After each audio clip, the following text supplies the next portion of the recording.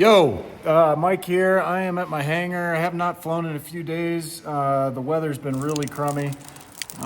It is just pretty much nuking rain outside right now, if you can see that.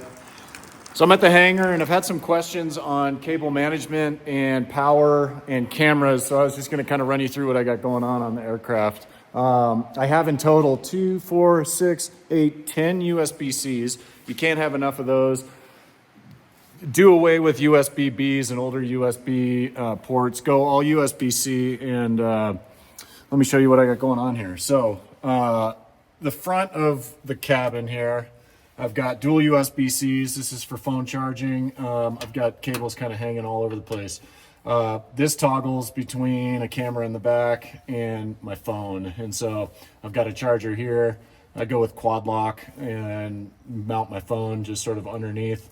And then it keeps out of way, it doesn't hit my knee, and keeps my visibility decent up top. But dual USB-C here, powering multiple cameras. First camera is the pilot cam, just overhead. This one's just pointing straight back. Pretty much all my cameras are mounted to the airframe crossbars with just C-clamps from GoPro. And so that's the front, just pilot cam pointing backwards. I've got a rear facing cam, a passenger cam here. This is where I connect in my audio because it's all sort of relative. I try to keep everything out of way of where you're gonna get hit by a head or catch a cable or anything like that. So these are all the best places I've found over time. Passenger cam pointing backwards. Again, the GoPro audio adapter mount, that all just hooks into from the headsets. And headset jacks into the audio straight into the camera, and everything's kind of focused up here. Again, cable management, I just run across bars and mounts. So those are kind of my two front cams, again, in dual USB-C. Here in the wing roots, I would do that on both sides. I only have it on one. Again, you can't get enough of these USB-Cs. In the back of the plane, here I got a forward-facing cam, lens for kind of a cool angle. Again, that's got power that I believe I'm routing from the front here. And then up above here, we've got sort of a forward-facing cam that catches all of the flap lever and power controls and things like that. So that's how I've got all of the interior components set up. So not quite enough USB-C inside to power phone and 4 cameras, so I toggle between camera and phone on one.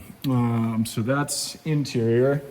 Exterior, I've got power, dual USB-Cs going out to all the wing, in between the wing spars coming right down into the struts. Forget what this vertical component's called, but power coming out. I use some fabric tape and zip ties here just to keep them super tight. And very, just very organized as I can here.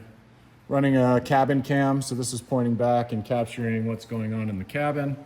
And then this cable here along the strut, I have running along the front. I used to run them along the back, but I'd get some really intense vibration on the aileron cables.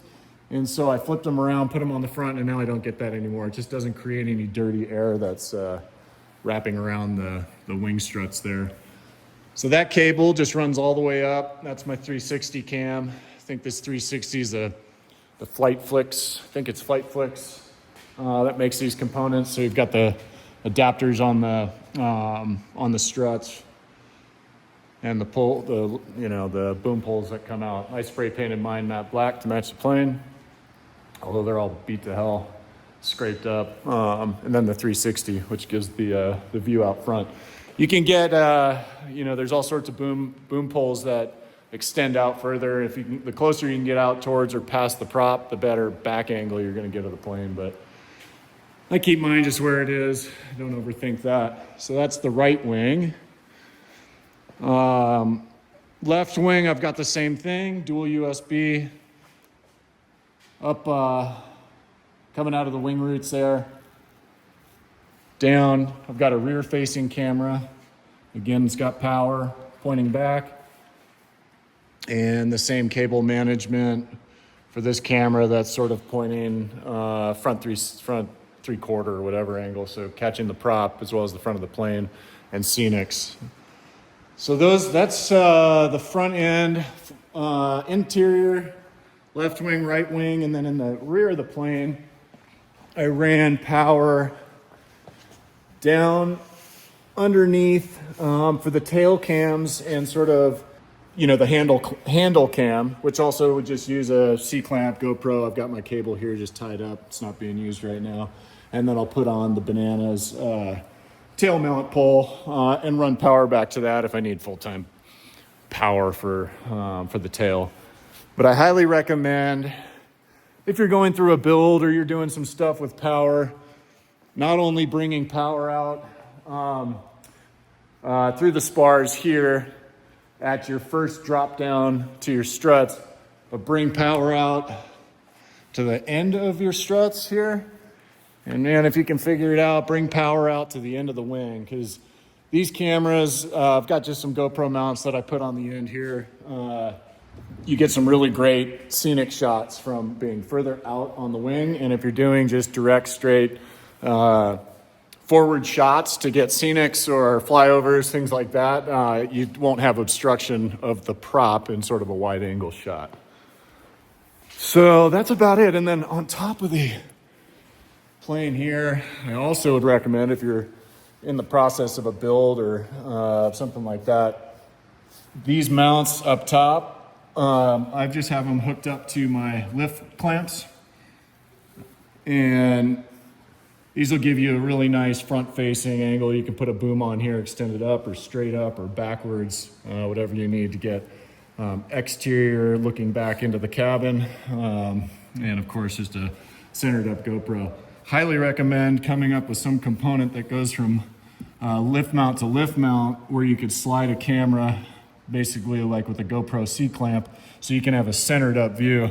It's always nice when you've got a camera straight overhead looking centered up, because it just gives a nicer look than having a camera not centered, if that makes sense. Yeah, so that's it for Power Management 101 and camera cables and cameras. If you want every last angle you can possibly get, go dual USB-C everywhere you can, or quad or whatever, and the more the merrier. So you can plug in your cameras and set them and forget them. All right, thanks for hearing me out.